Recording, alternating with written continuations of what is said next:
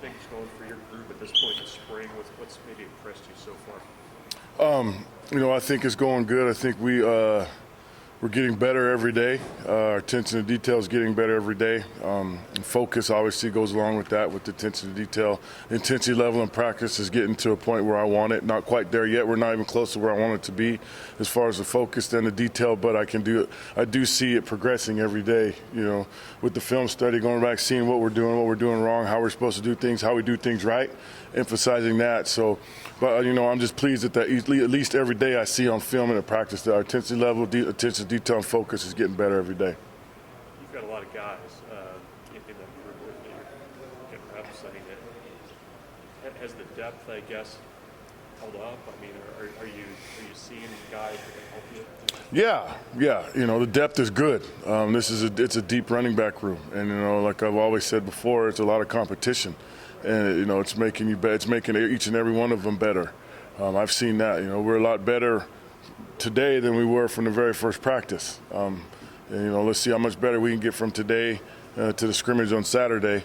But it's a deep room, and it's good to have depth like that because you can get a lot of guys reps, and a lot of guys can, have that opportunity to show their teammates, not me, show their teammates that they've put in the work, and they've stepped up to the plate, and they're able to accept the challenge when they get into the game. What did you learn from that scrimmage? I mean, that was probably the first time you got to tackle on the ground. So, what did you see from your guys? I'm very hands-on at practice, so I learned, what I wanted to learn from that scrimmage. I got as I sat back. I didn't say a word, and I just called out the rotation, and I let them play. And I learned that, that when they can play football, they can play football at a fast pace. They played football at almost to the level of physicality that I want them to play at. Like I said, we're not where we need to be a contender in the conference, but we are trending in the right direction. How's Anthony Grant adjusted coming in from JUCOs? Good. He's adjusting well. It's always a process when you're coming from a junior college or anywhere, transferring from any school. All right, it's always a challenge to adjust to the process, but he has assimilated very well to what I want as far as the culture for the running back room and the expectation and the standard that I have for all of them. He's adjusted to that very well. The fact that he had been at Florida State, he's really not age-wise a typical JUCO guy. Has that helped him a little bit being older? He's mature as far as that. He's been through the fire already, and what I mean by the fire, he's been through a fall camp at a Division I school. He's been through a season at a Division I school. He was at the top of the top, okay, right? He was at Florida State, and then he goes to New Mexico military, and so he's seen everything in between, and I think that kind of has been a wake-up call to him as far as of what he needs to do and how he needs to get it done to compete at a high level. Yant was kind of up and down last year as a player. How have you seen him perform in spring camp? Like the rest of them, he's getting better every day. I'm never satisfied with what we do at practice. We may have a good play, but can you have 5 good plays? You may have a good day. Can you have 4 good days in a row? Can you keep stacking days? Can you show up every day and do what you're supposed to do, how you're supposed to do it, even when you don't feel like doing it?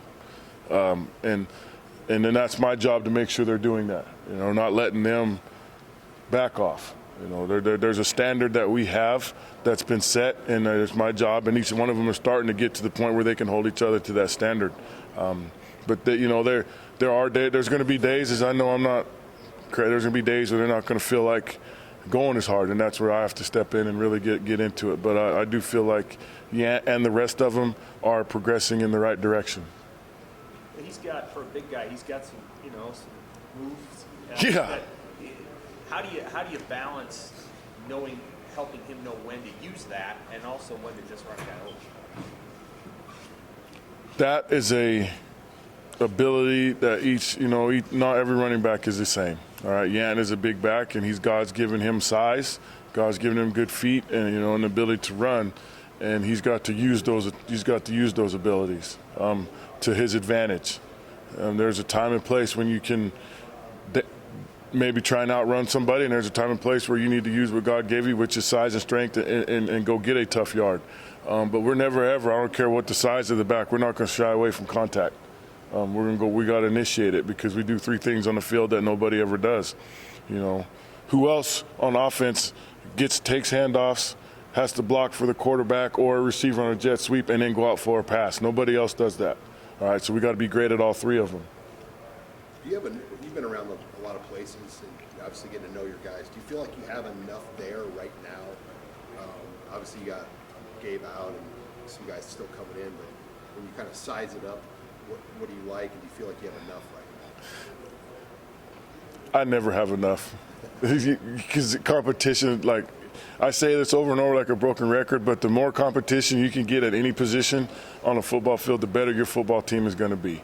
And now, is there a point where you got too many? Yes, you can get to that point at some time. But as long as the guys in the room that I have right now continue to keep working towards getting better every day individually, you know, that they're just going to make each other better. So, but to answer your question, you never have enough, in my opinion. But you know, we do have enough right now that they're pushing each other to get each other better. We'll talk about the quarterbacks taking snaps under center more often than usual. Has that been an adjustment for your running back group? How have they? No, because I love getting under center. Because, you know, under center does a lot of different things for you. First of all, there's always something to be said that I'm going to run the ball right there and you got to stop it. And under center, you know, I think the football's kind of got away from that a little bit. The quarterback's getting under center. But there's also the under center. It gives the back a better chance to see the whole picture before he gets the handoff. You can hide play actions a lot better from under center. Is it a different look for the defense? Yes, because, you know, what is it now? Football, 75% of the snaps in football are from the shotgun. Now you get under center, it changes things for a little bit. But it does create a mindset that I like when you get under center that, hey, there's 2 things going to happen. They're going to run the ball right here, or it's play action, and you can hide both of them with that. Will you guys use one of your scrimmage days Saturday? You know, I believe so, yes. that will be your second Yes. spring game will be the last. So Yes. how big will Saturday be? Because obviously you don't get a lot of to the ground days. How big is that going to be in the They're all big. They're all big to me. Every day is big day for me. Every day, every time you walk onto that practice field or walk into the arena, into the stadium for a scrimmage, that's a big day, because somebody, you know, their depth chart has not been set, you know, and I'm not, you know, every day someone else is making a case for, hey, I'm the guy that could be number 1A. Yes, is Saturday big? Yes, Saturday's big because it's the next day. You know, today's over. Today was a big one. We walked on that practice field. Now that it's over, Saturday's the next big day. What are you going to do with it? Are you guys going to take it in here if you can? Weather permitting, yes. I'd love to get inside there just to see, you know, is someone going to cheese up because now we're inside a different venue. What's the number that you want to have by the time you get to fall? Is it 3 to 4 guys that you'd like to be able to rely on in games, or what's kind of your optimal rotation you'd like to have? Optimal rotation at running back. You know, it's a matter of not if you get hurt, it's when, right? In this sport, you know, five guys were, you know, I love my room right now, but 5 guys, I think we're like, okay, I got 1A, 1B, you know, I got 5 guys, we're okay. If someone is dinged up, someone is sore, you know, I got 4 that can still carry the load that we can, you know, get through a practice, get through a game. But, you know, I love the competition right now in there today. I love the competition. I love the spirit. You know, they're bought into it. So, but yeah, 5 is probably optimal. 5, 6. Jack said that his mission during the offseason was to improve his stamina. Where have you seen his stamina progress? It's getting better. It's getting better. Yeah, he couldn't finish. He couldn't go 2 plays in a row first day. I don't know if you guys have been at practice. Has anyone seen anything? Yeah, we finish runs. If we're on the 50 and it's a run play, they have to go across the goal line at full speed, and then you have to jog back because you might have the next play. But you know, yeah, he has done a good. He actually has done a good job of trying to work to get himself into playing shape. But they all have, because that's the standard. You know, we're not going to stop just because you got touched. We're not going to surrender the run. I mean, go finish it. You know, there's something to be said when you put on film that you got touched and you still went full speed across that goal line. There's something to be said about that. You know, you're making a statement about yourself and what type of practice player you are. What does the commitment that he's made to his body tell you about his development as a player and a person? His commitment that he wants to be good. He wants to, you know, prove that he can be reliable. He wants to prove that he you know, he can be depended on in games, you know, and they all are doing the same thing. I can see all there, even though, you know, as hard as we practice, you know, they are doing a good job of taking care of their bodies, and they're, you know, committed to this football team to become better football players.